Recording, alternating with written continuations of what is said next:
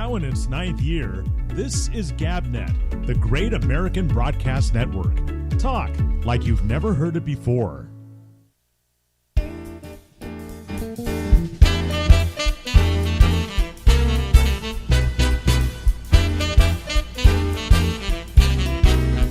Oh, we screwed up.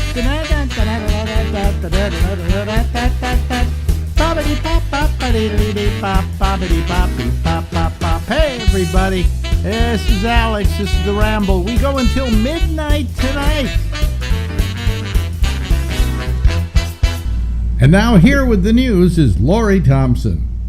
Oh, there is so much going around and so much going on. How can I ever tell you? Go outside and then call us. Yeah, right.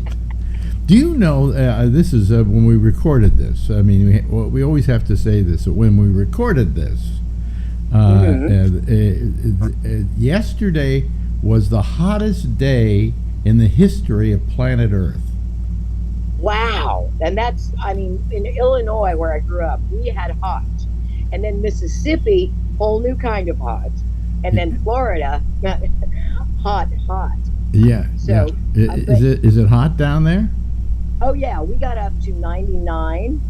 And then New Orleans, though, was like 113, 114. It doesn't look like you're breaking a sweat.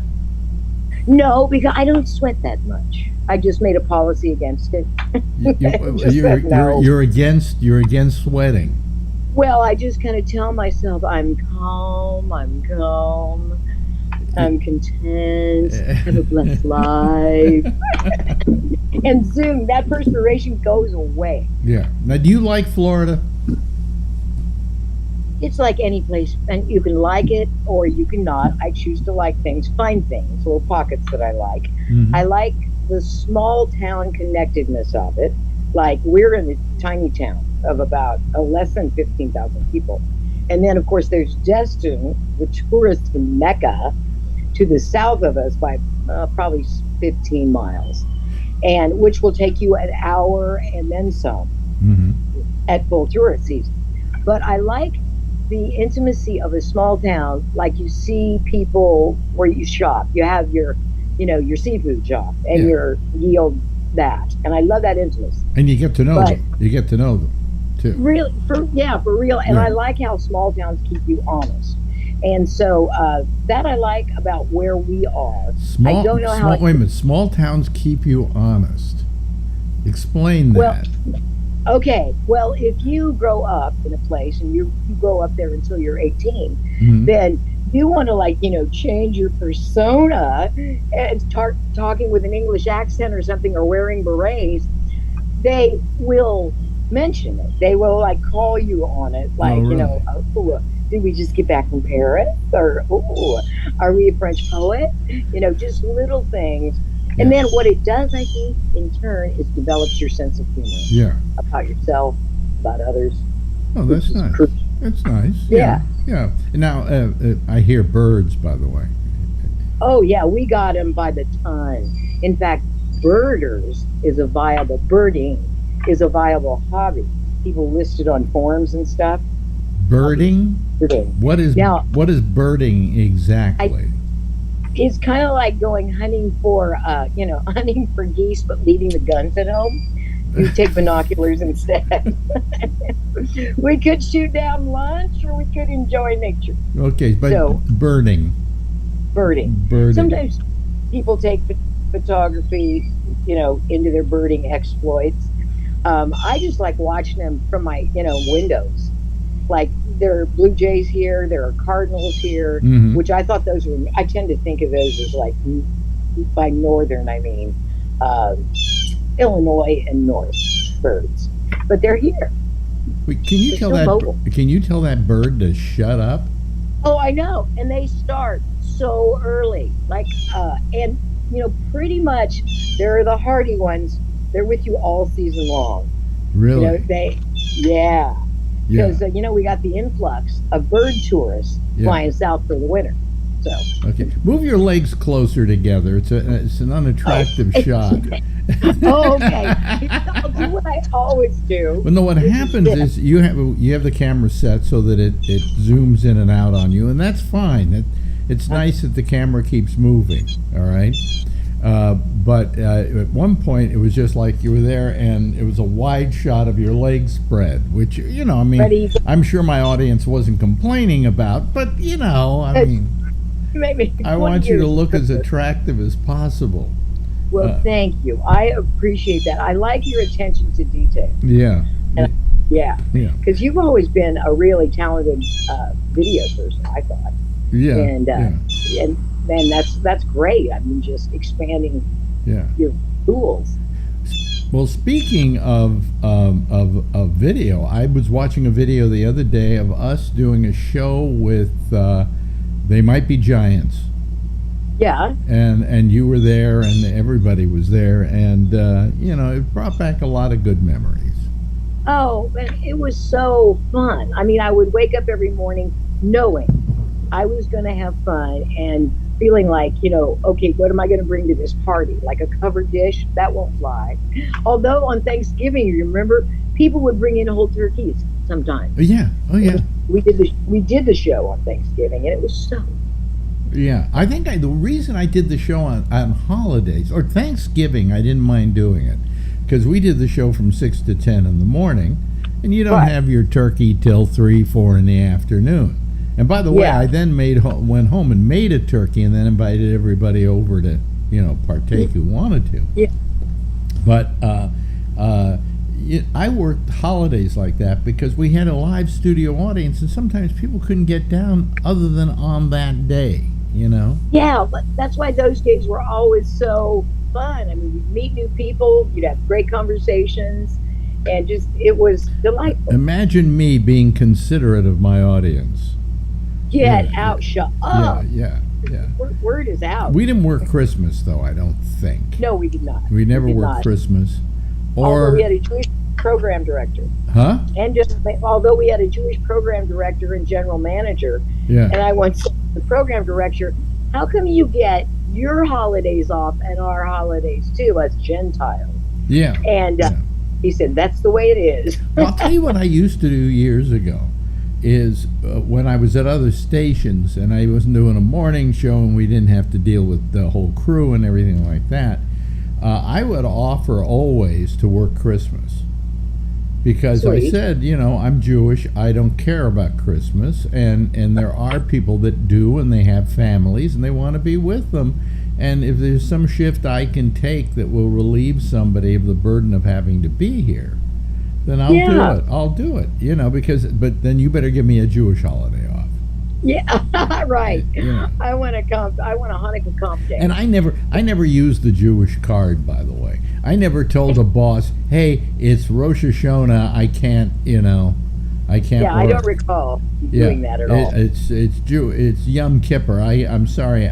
In fact, I used to get hell from people in New York when I would work on Yom Kippur, which is the most religious of all the Jewish holidays. And they would call up and go, how can you be working today? You're Jewish. Because in New York, that wasn't a good thing to do. So finally, I had a boss once who said, you're taking Yom Kippur off. And I said, but I don't really celebrate it. I'm not really, I'm a Jew in name only, A phone-in Jew. I'm a phone-in Jew, right. And they said, no, you're going to take the day off. And I said, why? And they said, because it makes us look bad. We don't care what you think. It makes us look bad. So I was forced to take Yom Kippur off, Yeah, no, one is it Rosh Hashanah that's the party holiday? And then the Yom Kippur that's Rosh Hashanah is the Jewish New Year. Okay. Yeah. So it's kind of a blast. And I can't I can't forget. Let's see here. What Jewish year is this? What Jewish? Is it the year of the something? Like what was Bobby Slayton's old line? I know it's past the New Year, but I keep writing the year of the fish. Yeah. What Jewish year is it? And here we go. It's we 50. Have it. Okay. Are you ready? Ready. Ready to jump into the future? See, we Jews live in the future. You do? Yeah. Didn't know that either. And yeah. the Hebrew year is 5763. Wow. Yeah. You must have a Wi-Fi everything. Oh, we have flying Wi-Fi cars. toaster. We have the robot maid. We have everything. You are the Jewish Jetsons. That's you. You know, I was always into technology, right? And, yeah. And what really pissed me off, I'm 83 years of age. I can't even talk today. Years of age, and I don't have yet a robot maid.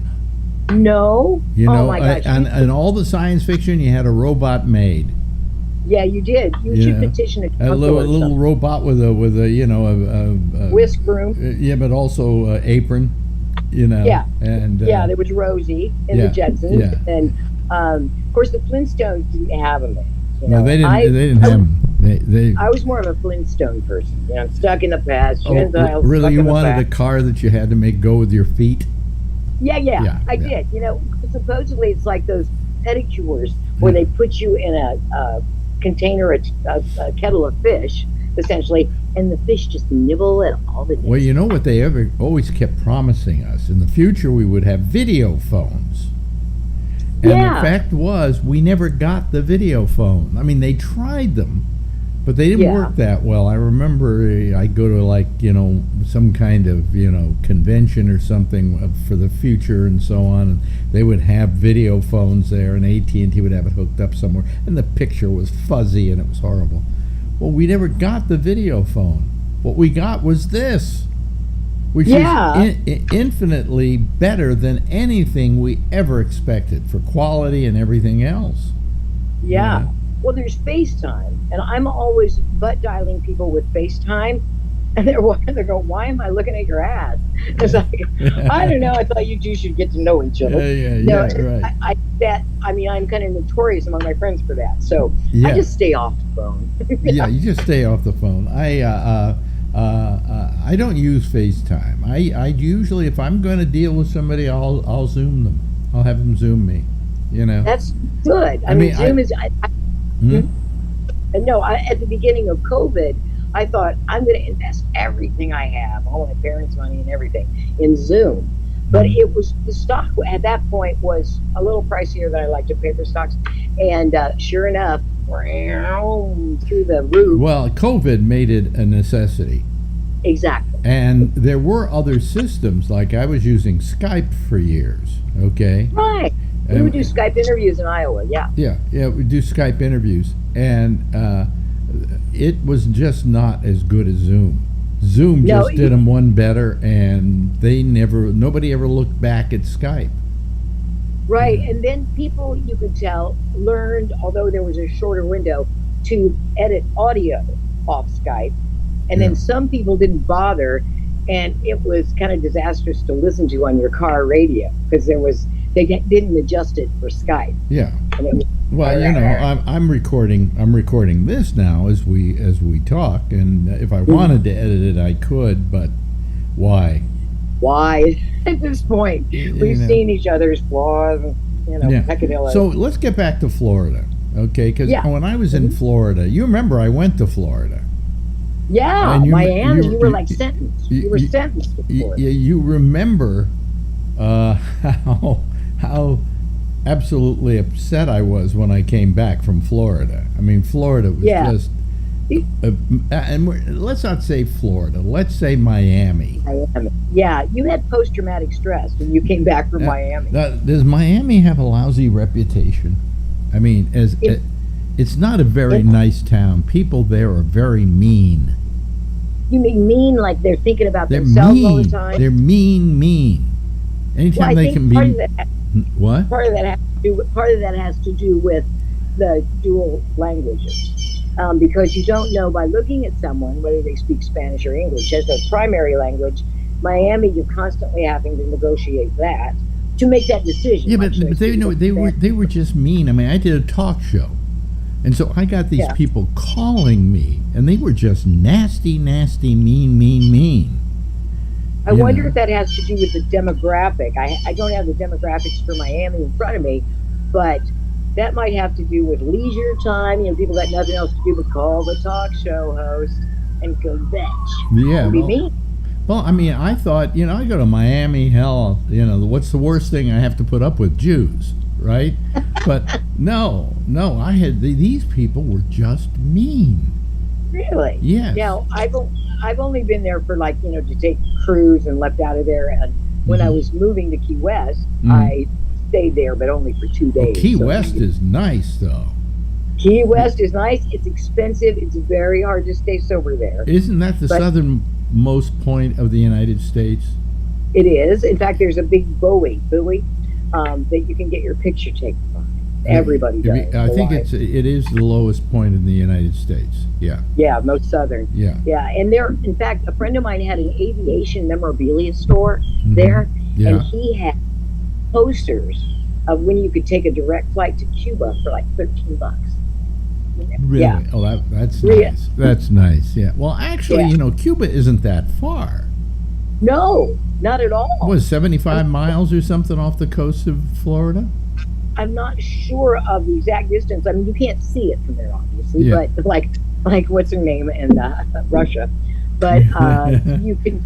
You can. It's like driving to Chicago from Champaign. Now, did you actually live in Key West for a while? I lived in Key West. I worked at a great radio station down there.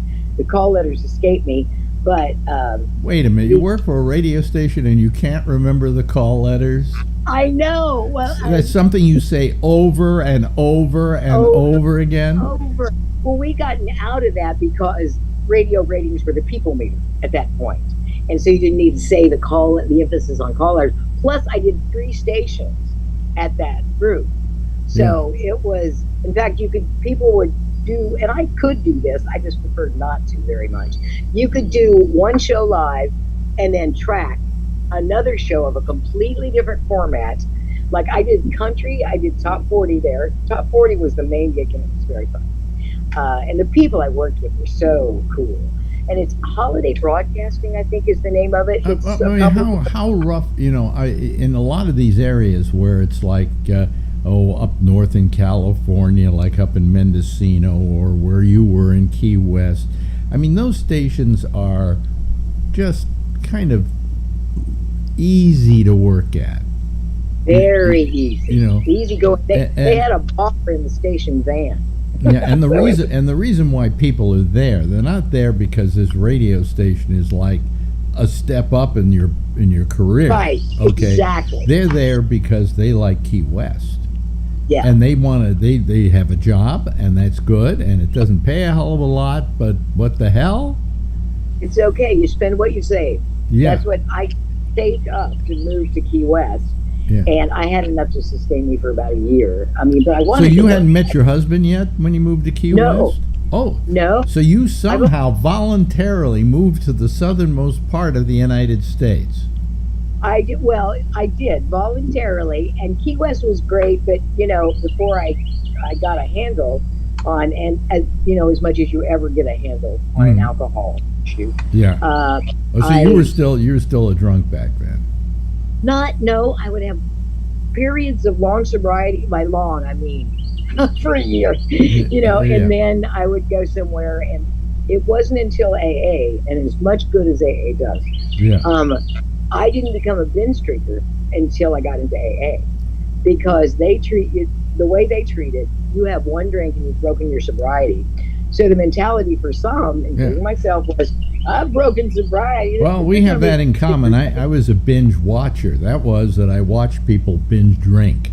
So I was a binge watcher. Yeah. So we had it covered from every perspective. Yeah, it was. It's a very drinking culture. It's a very expensive city, Key West. You think of, you'll go down there, you'll live on the beach, how much can it cost? It can cost quite a bit for rent. Hemingway lived there. He did. And there's a Hemingway house, and I believe he had lots of cats. Lots and lots. And supposedly there's still the progeny of those cats is still living there. Am I right? Well, see, I didn't go to do the tourist stuff. I went to live there, but my mother and sister came down to visit. It was a blast, and my mom went to all that stuff. Yeah. So she mentioned, I believe she mentioned the cats, and she did everything, took every tour. Calvin Klein is the one responsible for it, supposedly. Real estate prices booming because the Calvin Klein bought a place there. That's when the real estate started to. Well, what you've got is you've got a very small area there. That's it's the tip of the penis I called Florida. I remember that. And the Keys are like. I used to say on the air, I said, how can I love a state that looks like a penis? Yeah, it does. And I said, and what is that highway going down? It looks like a vein. Yeah, all valid. But anyway, that's how much I hated that area. But the thing is, it is the very tip of the United States. And I would imagine it's not very large, and so therefore people are going to find it a place they want to live and get away to, and therefore everything's going to be really expensive. And the station was actually north of Key West, because everything is. And so I bought a scooter. It was so cute, a Metropolitan scooter, and it had 40s kind of styling, 1940s, and it was so darling. And that's how it'd get to. I don't know how did you wind up in these places? I mean, you were with me in San Francisco. I would have thought you would have just stayed in San Francisco and worked San Francisco, and until you dropped dead, Well, I didn't. I was in a relationship, and that parlayed into it. I just was kind of over what life had become. So you went back home, right? I did. I went back to Illinois. Worked at another radio station there, just to kill time. If I remember correctly, it was Clinton, Illinois, right? Well, this was Bloomington, the big town. but you were born and raised in Clinton. Clinton, right? Population 7,800, probably less now because they closed the nuclear plant. Oh, really? Yeah. I don't think it was ever profitable, and so they closed it. And what, a nuclear plant? It was a nuclear power plant. Yeah. How do nuclear power plants not make money? I don't know, man. I don't know. That's kind of like Trump. How do you own a casino and lose money? Exactly. You set the rules, which are the first rule of which is the casino makes the dough. The casinos are created to just eat up money. Yeah. Unless it's owned by Trump, in which case it goes bankrupt. I don't... Oh, figure. Yeah. Yeah. Speaking of Trump, I don't know. I don't know much about business, but I could own a casino and not go broke. Okay. Oh, I think so. Yeah. I think you have it in you. What were we saying about Trump? Trump. Well, I was thinking of the campaign and how we're here in Florida. First of all, he's in New Hampshire. He's everywhere else campaigning. Ron DeSantis, our governor. Yeah. And people are saying, "Hey, who's minding the store in Florida?" Well, considering it's Ron DeSantis, you're probably better off he isn't in town. Yeah, I know. Let's get some monkeys in there. But he is, in fact, he's the shoot myself in the foot candidate. And his super PAC, he was in New Hampshire, of course, over the holiday, because that's one of the key states. Initial. Yeah. And he was in a parade, and it was raining, and he just looked like go home and get 4 more years. Do Florida again. What I don't understand about DeSantis is he's going up against a guy who was under indictment. I know, but you know what? He has played the under game. Indictment twice. Okay. I know. Which to me is like that right there is a bit of a red flag. Yeah, I mean, if you can't beat that, then you're a loser. But you know what he does? He doesn't want to offend Trump, so he skirts the fringe of criticism. And as one person put it, you can't go around Trump. You have to go through Trump, and he won't do that because he doesn't want to. Well, I'll tell you something. The guy I love, I hate to say it, but I love Chris Christie. I mean, Chris Christie is saying, I'm not going to sit here and say wonderful things about a man who I can't say wonderful things about anymore. Yes. And he said, I did at one time, but I was sadly mistaken, And I worked with the man, and I know his faults. And he said, this man is just not fit to be president of the United States. Yeah, I would, I like Chris Christie as well. Yeah. And, but DeSantis, it's like, what else can I do wrong? First of all, there was the Disney battle he launched right before the campaign broke. And then, and what is his campaign? Well, listen, we're running out of time here, but let's on our next go round pick up where we left off, and that's on about DeSantis, because you're in Florida, and if anybody knows DeSantis, it's people in Florida. So I'll see you next week. Okay. Okay. That's great. Bye bye.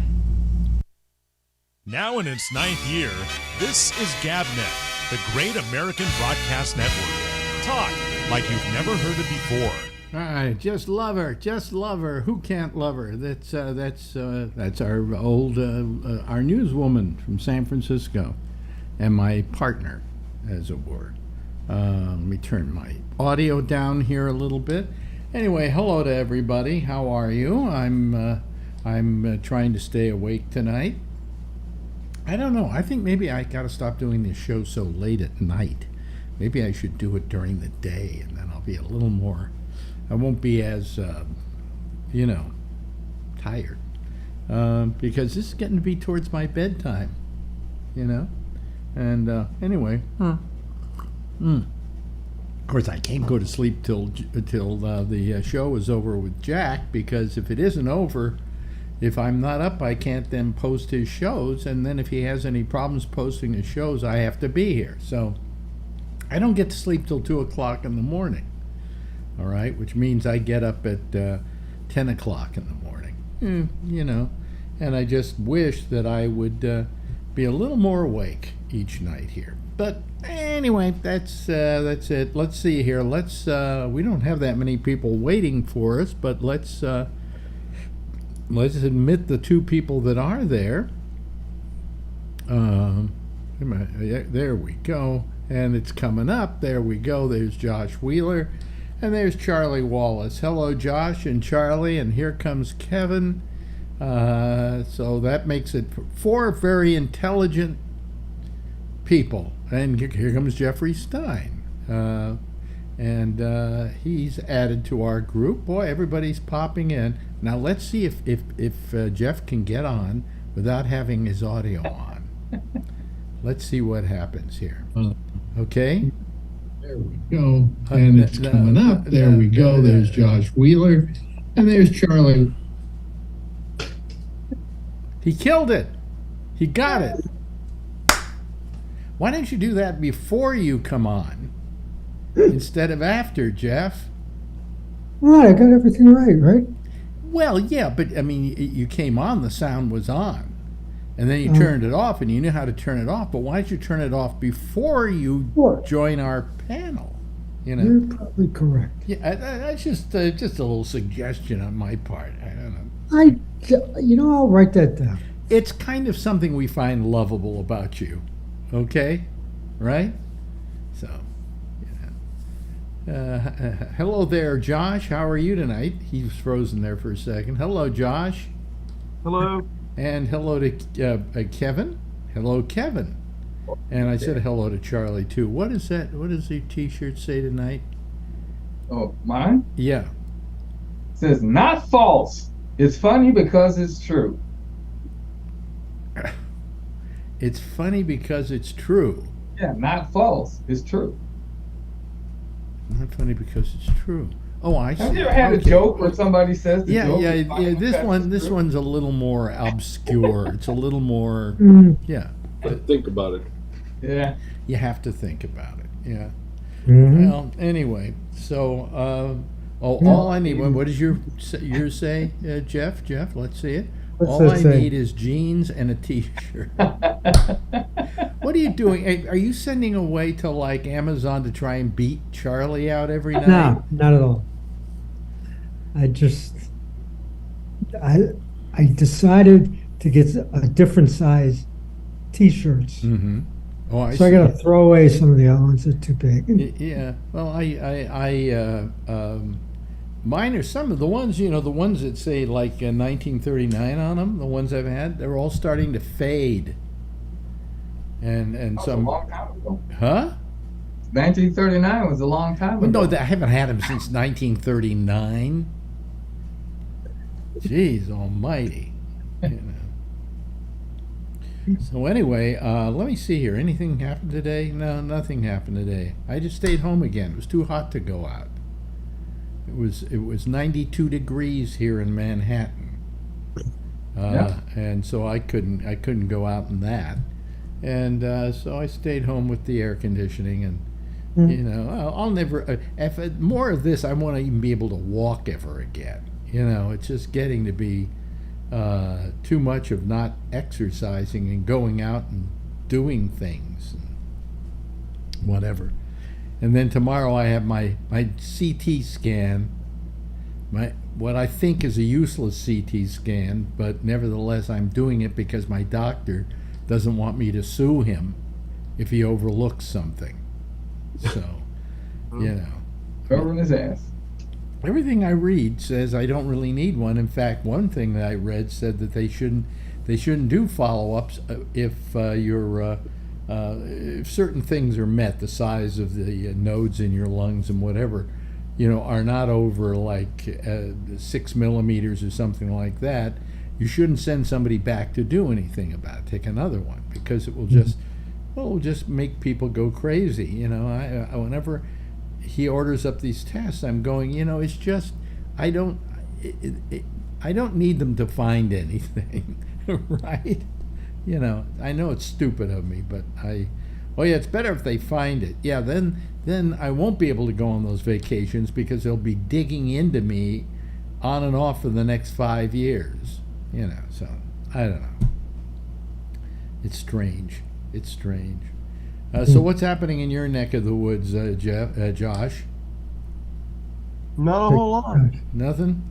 No, we just got back yesterday, late last night. So Oh, you went where? I went upstate New York and Vermont. Oh, Vermont's very nice up there. I love Vermont. In fact, Yeah, it was nice actually. I would love to actually move to Vermont. I told Marjorie, I mean, we have some friends who live up there, and we go up occasionally to visit them. And it's just one of the nicest states ever, you know? I mean, Yeah, it's it was nice. amazing. Where did you go? Well, we went up north there, so we went to the Saratoga area, Mm-hmm. and we went up to Lake Champlain, Yeah?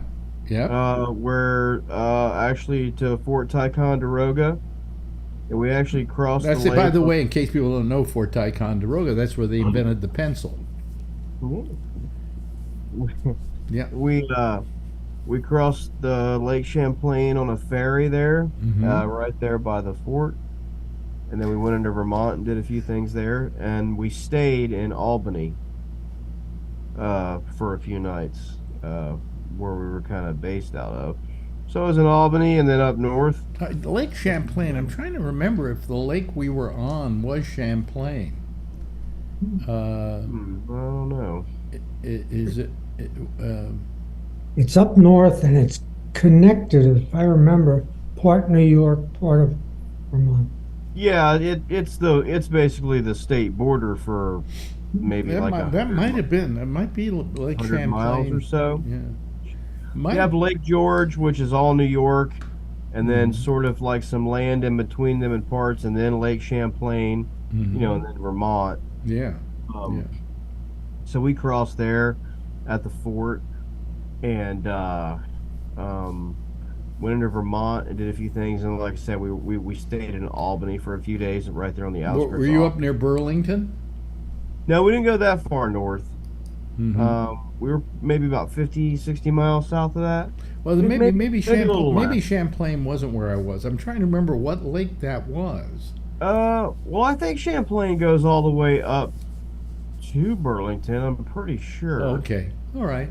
I could check. We here a were second. in an inlet on the lake, and I think I honestly believe it was Champlain. It probably was. I'll check it out. But I mean, it was nice. You know, the weather up there is a little cooler than it gets in New York City and Long Island and those places. So it was pretty nice. You know, it wasn't bad, and we were We're actually at Ticonderoga on the 4th of July. Mhm.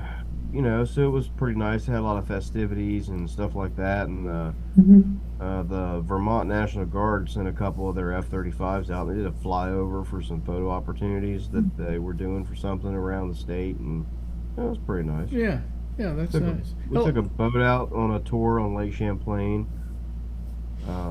Just stuff like that. It was pretty good. Hello to Alan, and by the way, hello to Steve Fox, who is the new voice of GabNet. Hello. Yes, right. How you doing, Steve? I'm doing all right. Yeah. You know, just got a night off finally. Turn your So- mic down just a little bit, okay? Is it up? Yeah, it's up. It's up. Uh-oh. Yeah, just How about if I go like this? yeah, that That would help? That would help a little bit. Yeah, I think. Oh, okay. Yeah, yeah. So anyway, so you not working? You got some time off? Finally. Yeah, had the first night off, and I'm back at it again tomorrow. So it's just been a killer. Really? Well, they We have have somebody you, that- they have you in there every day now, or? It's been, it's a 5-day stretch, and then you get a day off, and then come back again. It's like, Is that But is that a union gig? yeah, Good, good. exactly. No complaints. Yeah, It just affects my sleep pattern, but anyway. But yeah. I'm alive. But they can't work you over a certain amount, is what I'm saying. Right. Without, But they do sometimes. But they have to pay a lot more for doing. Oh it. yeah. Yeah. Yeah. Wow. So And the nice part was the 4th of July, so they give us triple time. oh wow, triple time. Did you ever get that when you were working holidays? When I you know something, I got to tell you, I worked so little for union shops over the years that I, I worked. I came to New York. I came to New York. Well, actually, where was it? I first got my AFTRA card. Was I think in Chicago. There wasn't one in Texas because Texas doesn't have any, unions down there. No unions. It's a right to work state. And then I moved to Chicago, and I think that's where I got my first AFTRA card. And I was delighted. I always wanted to have an AFTRA card, right? And then I moved to New York, and all the stations I worked here during that time were union, okay? Now, so I get about $1,000 a month retirement fund, And then when I left New York, went back to San Francisco, no union stations. I had nothing, and I haven't worked a union station since then. And what union stations I have worked at have yet to send me a check. So I don't understand where the union is, So even your retirement right now? Doesn't it look like it? Oh, no. I mean, you're not getting anything from AFTRA. Oh, I get retirement. I get about $1,000 a month in retirement. I would have gotten more if I kept working, the union stations over the years. But in San Francisco, there were only 1 or 2 union stations by the time I got there. Wow. And so consequently, that's about as much as I get from the union. I got some money because I worked in Chicago and I worked in New York, and then I did some TV gigs like for KQED. I did Comedy Tonight, and that was a union gig. So I still got some, Well, that's good. but not a lot, So what the hell? Anyway, hey, here comes Brian Neary. Jeez, there's a lot of people for a Thursday night. Yep. Heavens to Betsy. Well, Champlain does go all the way up to Burlington, by the way. what? Champlain must have been where you were. I Yeah, mean, yeah. I guess it was Lake Champlain then. I mean, it runs clear to the Canadian border and then some. And then, Yeah, I think the reason I felt that it just started there was because we were in an inlet, and so consequently, it kind of felt like that's where the lake started, but it didn't start there. I'm sure it started down quite a ways. Yeah, Yeah. it starts all the way up in in Canada, and it runs clear down to below Ticonderoga a little bit there. It's really narrow down there. It's not that wide across. Now up in the Burlington area, it's pretty wide. Yeah. You know, it really widens out there, and then it narrows up again at the top. And you know, I mean, that's why it was so important back then. Was, you know, they could come in from like some of the Canadian river systems up north, from like through the St. Lawrence Seaway and stuff like that. That's what made it so strategically important. Yeah. But I just couldn't remember Burlington's exact location in Vermont. I knew the lake went up that high, but yeah, Burlington is fairly. Why did you decide to go where you went on your vacation? Well, we went to Saratoga to visit the battle area because I had not visited Saratoga. He loves visiting battle areas. Supposed to be nice up there. And you know, Champlain was strategically important, like I said. So it was kind of connected. And then Ticonderoga, the same deal. It's a nice area, and we had never visited that area either. So we visited a few of those places. We were just taking a look at that that northern theater, you know, some of the research and stuff that I was doing, and just getting out. So that's what made us go up there. Just a couple things I wanted to see that we hadn't seen yet, and the fact that we'd actually never visited that area. We kind of been. Do you ever take vacations where you just take vacations to go swimming, you know, or stuff like that, or are all your vacations visiting these national parks and these battlefields in the Civil War and things like that? Because that seems to be where you take your vacations. Yeah, most of them are. I mean, not all of them are always connected historically, but you know, we visit the sites. You know, I mean, you know, Yellowstones and, you know, Zions and Bryce Canyons, Rocky Mountain National Park. You know, those kinds of places. So, yeah, you know, I don't like coastal, you know, beaches or whatever, and big crowds of people and parties and all that. I really, you know. Yeah. I'm not really into that. I mean, we had to stop on the way at Niagara Falls, which you know, was super crowded. I thought that was kind of a joke there. They were really running a nice little scam there. What do you mean? It's not as spectacular as you'd like to believe it is? I didn't really think it was, personally. I mean, I've never been up there, so. I don't know. It's been my experience in life that waterfalls are something that women like to look at, and I couldn't. So your wife liked the waterfall? Yeah, I mean, women like to go look at waterfalls for some reason. I couldn't. Yeah, I mean, yes, yes, Alan. Josh, did you guys take the boat trip where you get real close to the falls and you get soaking wet? I did that. Oh, the Maiden and Mist was up there. Really, you did that? Why did you do that? Because I'd never been close to a waterfall, and I wasn't going to get on the lake and. Isn't the boat called something Mist or something? Maiden of the Mist. Yeah, we did that as a kid, Alex. Me and my mother went to that. What, you go get drowned in the water too? We, as kids, we went up there. My father wanted to go to Canada, so I was like, "Let's go, Leo." So we went, and it was. I liked them, Canada, but at the time, Josh, I don't know if we went a long time ago. I don't know how it is now, but I was asking my brother this, Alex. When we went into Canada at that time, you didn't need a passport. They just checked your car. Now you need a passport to get to Canada. Do you need a passport now to get into Canada? Really? I think so. yeah. Absolutely. We didn't go to the Canadian side. We just looked from the American side. But I remember telling him to get. You need a passport to Sure. cross into Canada by vehicle. Yeah. Now, do Canadians have to show passports to come into the United States too? Yeah. Yeah, I'm sure. Okay. Yeah. It used to be reciprocal that you didn't, and then they changed all that Without terrorism, yeah. a couple Yeah. of years ago. Is it and because the of the grandfather- terrorism, Charlie?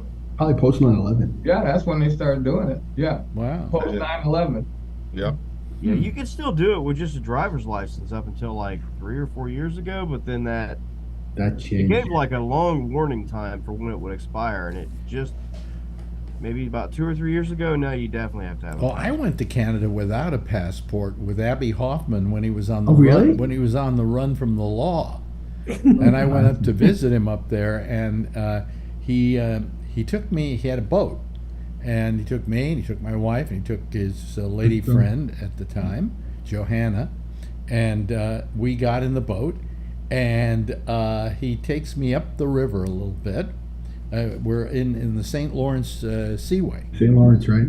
Right? And then he goes into this little area and he says, see, this side over here is the United States. And that area over there is Canada. Yeah. He said, that's my plan of escape. How can you so And close? then what he did is he took us up a little bit through the river or whatever, and we actually went up to Canada.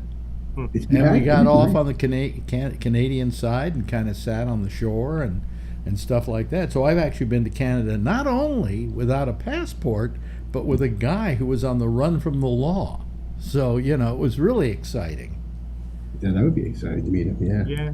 That's I mean, gonna- I wouldn't recommend anyone to go to Niagara Falls personally, but I mean, we went. I wouldn't recommend anybody hanging out with a guy who's running from the law, but, you know, No. there's something really Harboring a fugitive. really funny. Really funny. We got up there, and we found the house, and we found Abby. And as soon as we found it, Abby said to me, "Alex, come on, let's go." And he got in the boat, and we went out into the middle of the St. Lawrence Seaway.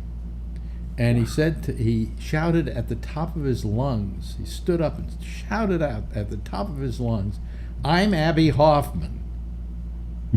And he says, about once a week I have to do that to keep myself sane, you know, because he was using a fake name and everything else, you know. And he'd been successfully doing it for so long. He was in part of a group that was out to save the St. Lawrence Seaway because there was like winter navigation that was taking place that was pushing the ice up onto the shores and ruining the wildlife. And he fought that as Barry Freed. That was his phony name. And the senator at the time, what was his name now? And the governor, the lieutenant governor of the state of New York, came up to have meetings with him because he was the expert on this whole thing, and they were trying to help him with this. Mary Ann Krupsack was the lieutenant governor at the time, and I met up with her. We went to a meeting where she was shaking hands with Abby, and you know, she didn't know who he was. Do you know who he was? That's amazing. And the senator from New York at that time was very famous. I'm trying to remember his name now.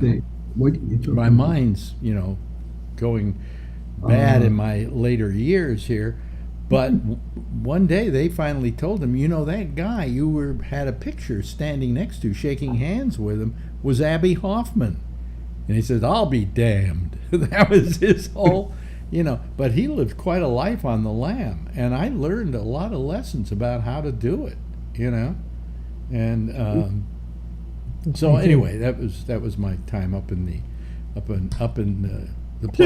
place where was that mayonnaise? That what do you call that? What do you call it? Salad dressing. Thousand Island salad dressing came from there.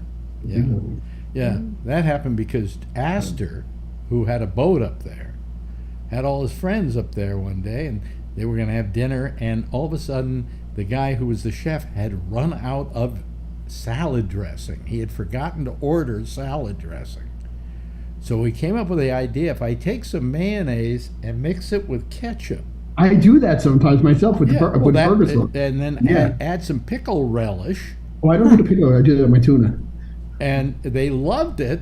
And they said, it's good. They said, this is wonderful. What is it? And he says, I call it Thousand Island dressing. Seriously? Yeah. That's, you know, that I didn't realize that's what it was. I mix it myself sometimes when I don't want to buy it in the store, the mayonnaise and the ketchup. That's how you get Thousand Island dressing. Yeah. Yeah. Actually good. I use it on my burgers. Terrific. Yeah. Yeah. So anyway, hello, Phil. Hey, how you doing? How you doing? All right. Now he can defend himself. I got some pain, arm pain, so I was laying down with an ice and hot. Are you sure it isn't a heart attack? You sure it isn't a heart attack? No. I fell last week or about 2 weeks ago. Really? And I fell on my shoulder. Oh, okay. How are your penis shots going? You know, little minor morning wood, but nothing, nothing to write home about. Basically, it's your penis saying "ouch." Yeah, really. Hanging close. In case people haven't don't know can't what wait we're to- talking about, Phil is going through something to help him get tumescent. Oh, that's a nice word. Get tumescent. Midlife crisis. By a midlife crisis. He's way past midlife. To help him get what I guess tumescent. Yeah, to get him to be tumescent. Well, Be a man again. Look at him. there's, the Instead things of the that happen girly down boy there. like he is. Yeah. Well, the things that happen down there are kind of a precursor to other problems like heart attack, stroke, because it's the first area where you have restricted blood flow, and Well, if you want to get That's the wrong- if that's you a want different to kind of stroke. if you That's a want to different kind of stroke. if you want to get an erection again, here's my suggestion. Yeah. Go to a country where they have hanging as the death penalty and then kill somebody. And supposedly, just as you drop and it chokes you, works. you get wood. what was that? Carradine? He hung himself. I met him at a comic show. That guy was crazy, Alex. There's a jailbird. Obviously. I remember that. He's like, oh my What, God. they brother, found don't they say found him in a anything. closet in like Is Singapore that or true? someplace It like fixes that. everything. So it's called autoerotic Yes. Asphyxiation. asphyxiation. Thank you. It's nuts. How come I know about Tony's that? going to try that tonight. But anyway, no. Alan- But supposedly, guys, when they got hung, they got wood. And They ejaculate anyway. I don't know or if they do. well, it's something like that. And I guess you'd say to yourself that last moment before you completely go off to La La Land. Oh, Yeah. finally, you did something. Can I say something? Yes. I Don't tell us about your. I don't wanna Don't. get But so whatever mad. you do, don't tell us about your erections. Okay, we don't. No, like there's nothing to write home about. But Alex, listen to this. I told Phil, I can say this on the air, Alex. Don't tell him about your penis problems. But Phil, you know what you could say? What I find amazing, Alex? He deadlifted 240 pounds, but he can't get a hard on. Come on. But Phil, be proud of yourself. Come on. Boy, that's a new number. He told me 320. So it was 345, and You tell Alex how much you deadlift. 320. That isn't even your leg. You deadlift Keep your, 320 keep your every mic- day. Keep your microphone a little bit away from you, Phil. Yeah. Is that better? Yeah, that's much better. All right. It's like I'm shouting. I was getting a headache. Last time you told me to turn it up. Maybe it's, You could mute yourself, Phil. Alan? Yeah, so last night we were talking about shootings and gun control on the show. Mm-hmm. And I said that I believe that civilians in the United States should not have access to AR-15 type weapons. Mm-hmm.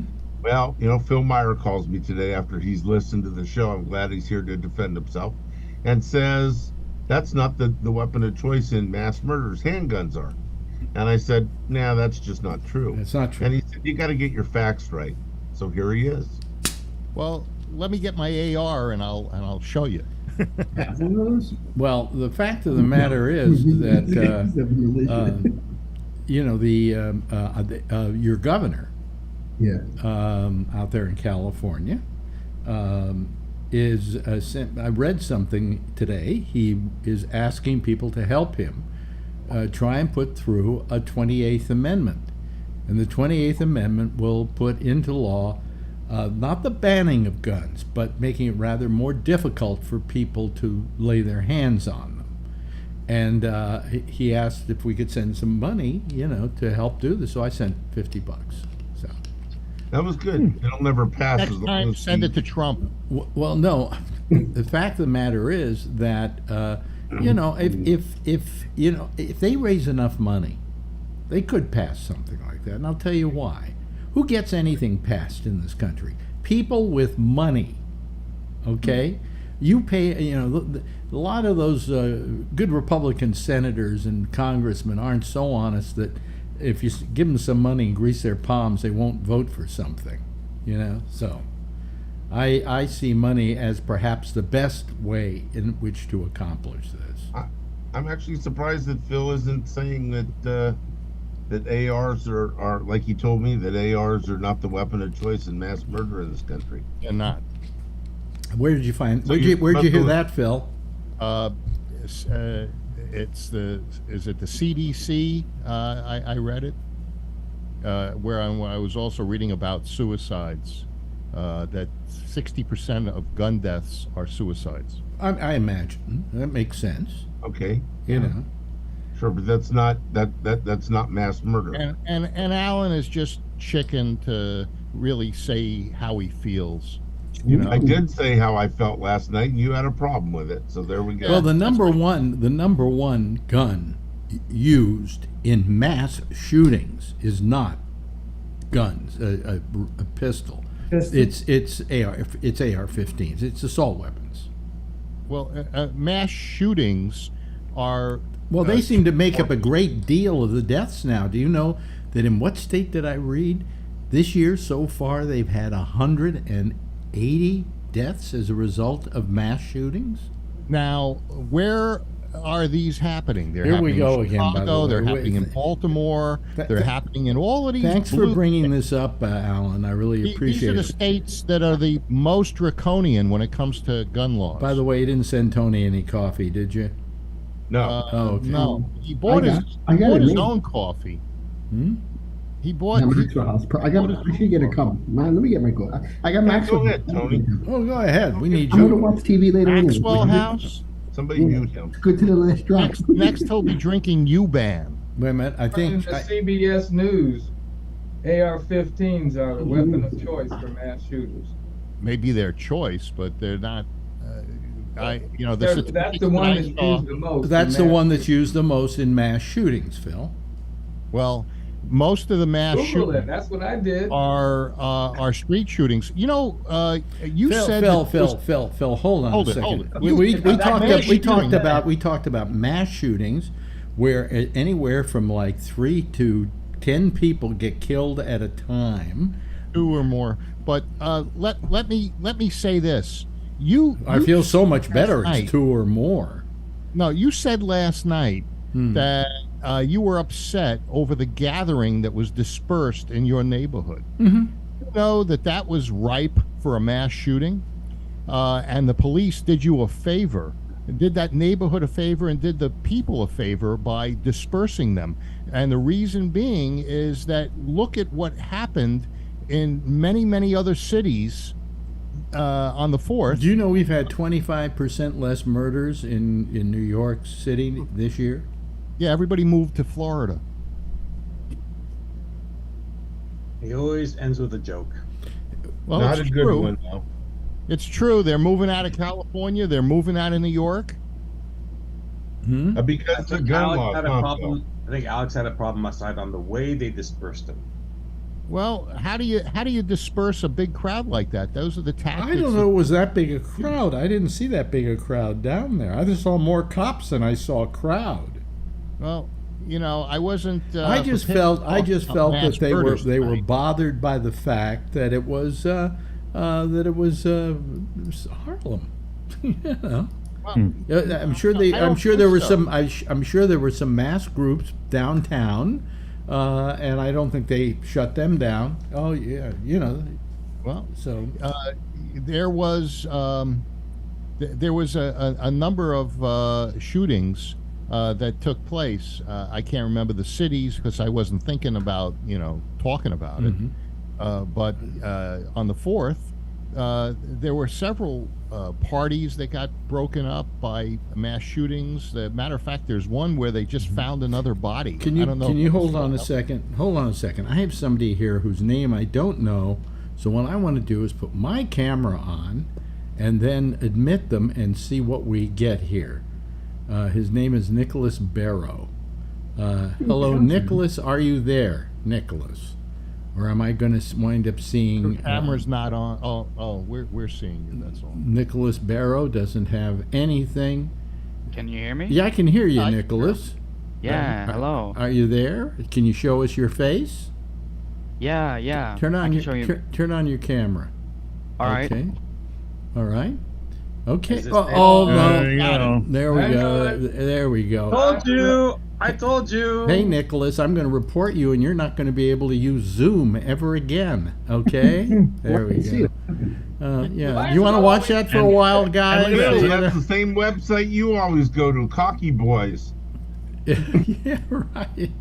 Copyright infringement. Okay, and I'm going to report. And it's a good thing Okay, I'm gonna report Ryan's them. daughter wasn't there. God forbid. Yeah. Exactly. Okay. Yeah. Let me illegal. let me I bring gotta this. tell you, Alex, that guy's Fine. voice sounds a lot like several of the other guys, and I bet it's all the same guy.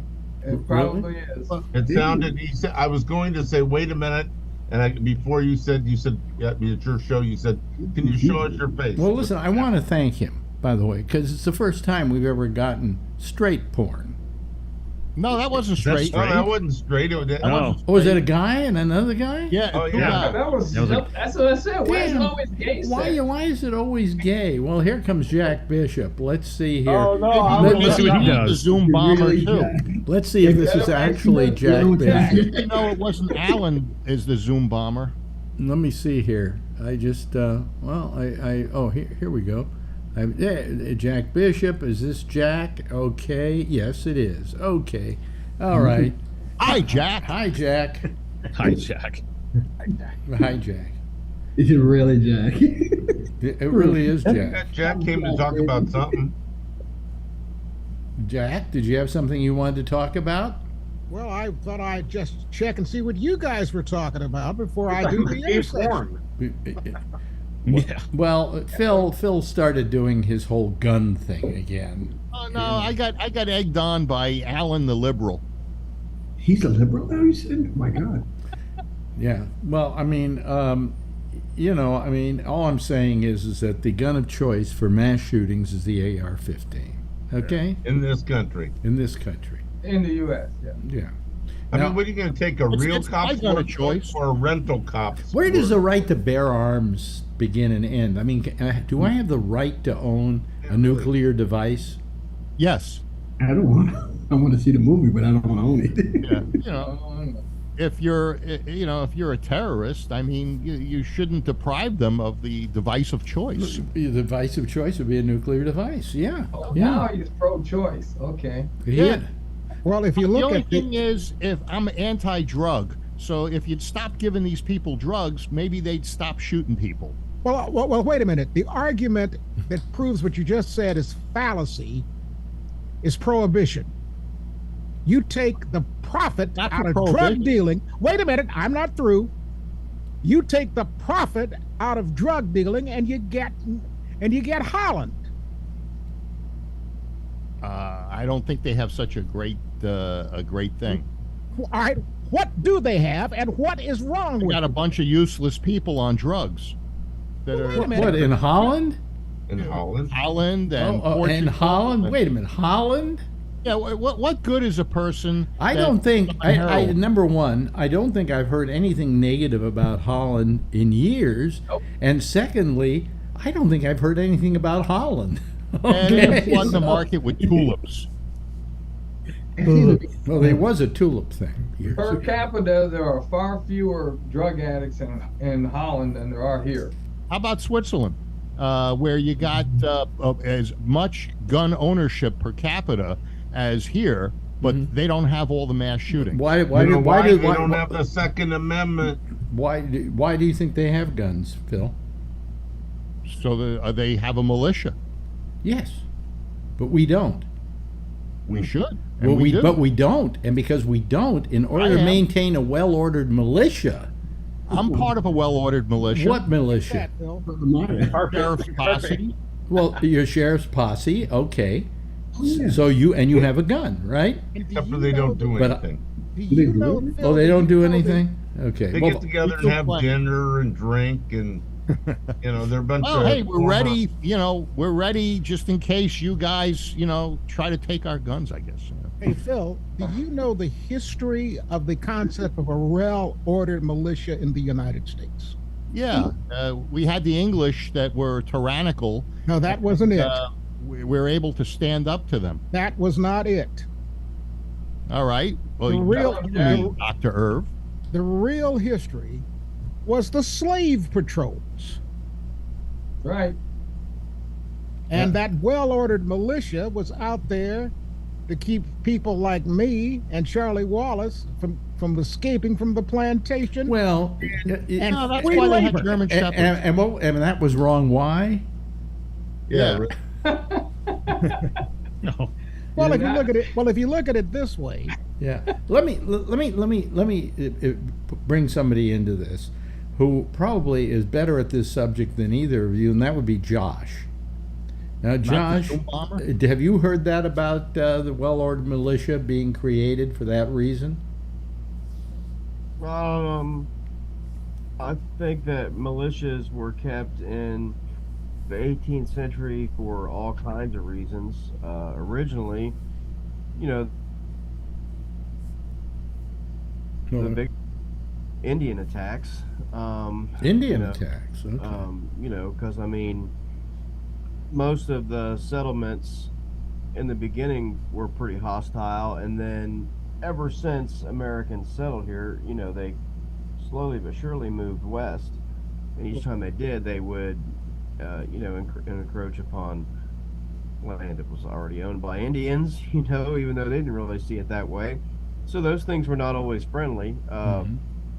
So it was originally for that. I think in the very, very beginning was to be able to repel Indian attacks and send out parties to take retribution for attacks or killings that happened, small scale stuff, it was pretty common, those kinds of things. Somebody would get snatched up and murdered or something like that. And, they would go out looking for their pound of flesh and usually would get it. I certainly think it was expanded to slavery issues later on, as all that developed. It was a pretty heavily armed country, during the period, much the same as it is now. But the difference was, I think, the mindset was different and the purpose was different. I don't think people owned weapons then just for fun or which maybe there's anything wrong with, or just for, just because, they felt like they should, or so they could stick it to the man or whatever, they had some purpose behind it. Do we have militias today? I wouldn't say that we do, no. We have a regulated system of defense, Well, aren't the standing army and now what we would all probably consider, our state National Guards. I think that's really what it was. The true reason for the real debate there was because, our framers, in all honesty, did not really approve of, and in fact, kind of feared standing armies. We didn't have a standing army when right. When the revolution was over, the army basically was meant to be disbanded, and in most cases it was kept very, very small. They didn't really believe in the large scale standing army concept. Of course, in the world that we live in now, that wouldn't work, right? So we have evolved from that within the limits of our Constitution, and we've passed some federal laws in that time to allow our standing army and who commands it and the funding of it and all that. But that was, I think it would have probably really, I would say, started out as Indian defense or issues, sort of evolved into everything else from there. Homeowners, homesteaders, needed protection. Weapons were certainly present on plantations as a means of enforcement and, a deterrence to escape. And it was always there and meant to, no one basically forgot that we could have success if we could quickly gather everyone together and those people could already come armed. They could show up with their arms. I mean, they learned that lesson quickly at Boston, for example. But now we have police, we have state troopers, Sure. We have armies, which you said they didn't want to have, particularly after the Revolutionary War, and we do have all those things. So we have no need for the common person in this country to have a gun. For the most part, I would say that's probably correct. We evolved greatly, but we did not evolve the situation or the language that allows that to exist. We have the opportunity to. We have the Would you describe? process to, but we have not. We have not taken advantage of it. Would you describe that amendment as being a little ambiguous by today's standards? Oh, it's definitely ambiguous, and it's definitely outdated. I mean, so basically, it needs if they want it, it needs a rewrite, doesn't it? Well, it like anything else could use a once over or a review to reflect what modern society thinks that it should reflect. I don't think it reflects what society now requires or probably desires, but we haven't taken the steps to do it. So therefore, it is what it is until we change it. And so there we have our knowledgeable scholar who's very good at this. So do you disagree with that, Jack? I disagree. I do. You do? Charlie Yes. disagrees. Yeah, why? Because I Googled, was the Second Amendment a compromise with Southern states to ensure that they could quickly put down slave rebellions? And it says yes. Google it yourself. It's on Google. It must be true. Historian Carol Anderson. Well, no, thinks it's true. Google doesn't make it true because Google takes you to any number of sources. Right. It takes you to the people that say that, and one of the people is a historian named Carol Anderson. I think we have to look at her opinion. I think we have to look at what actually happened.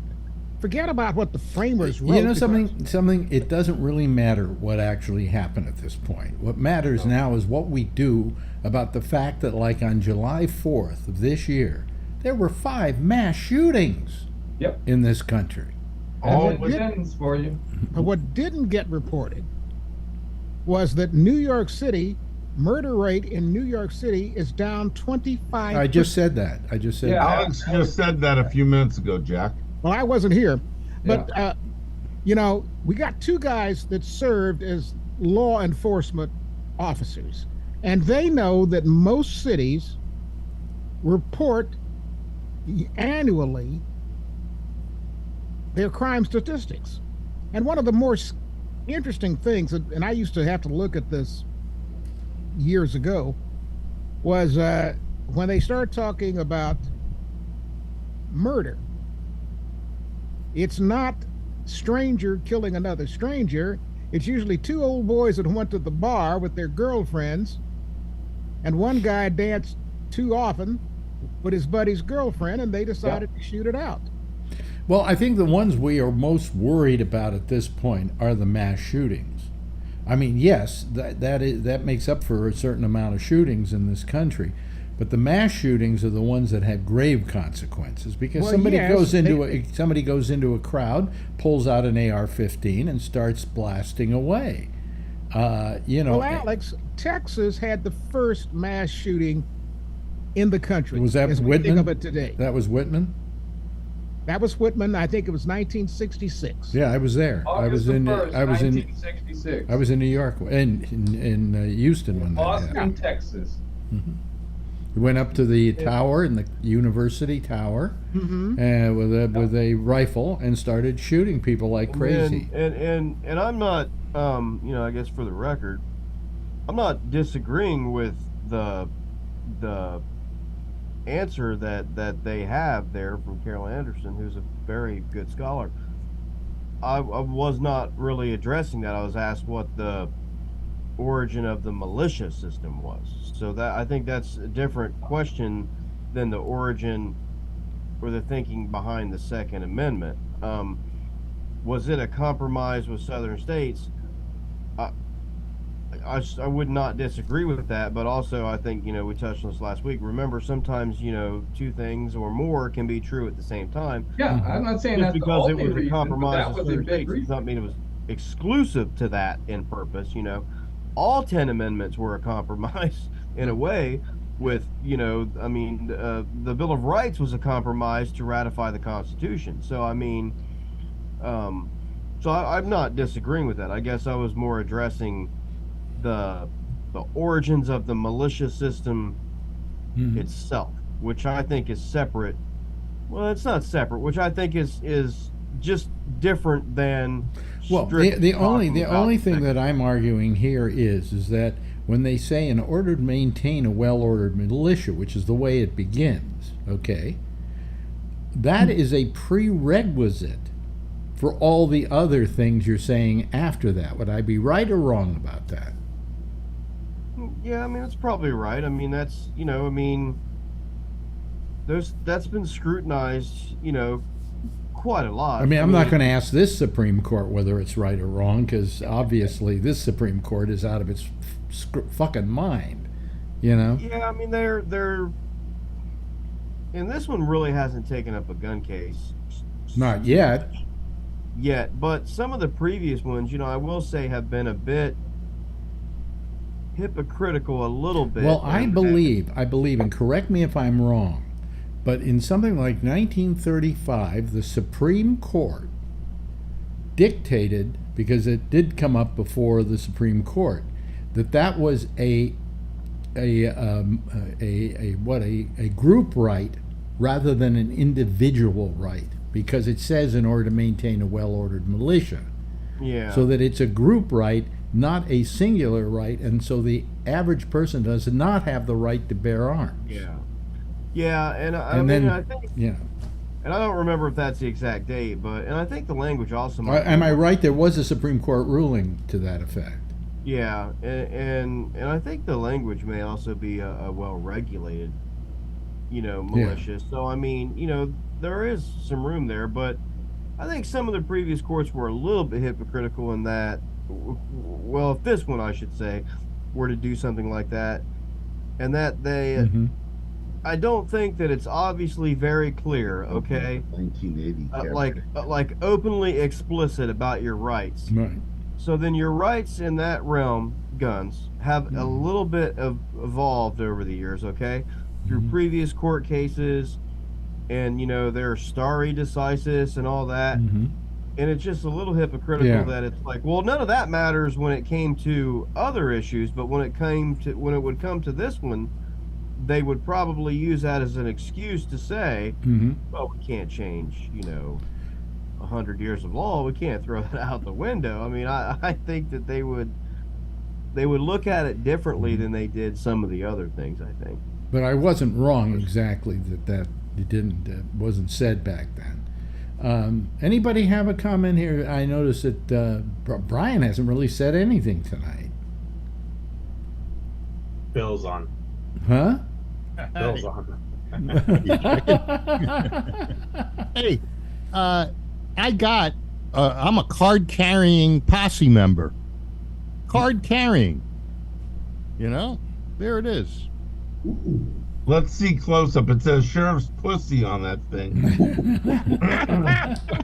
What do you think? I'm a Zoom bomber? That would be interesting. But Phil, let's make it clear though. At one time, you were a licensed police officer.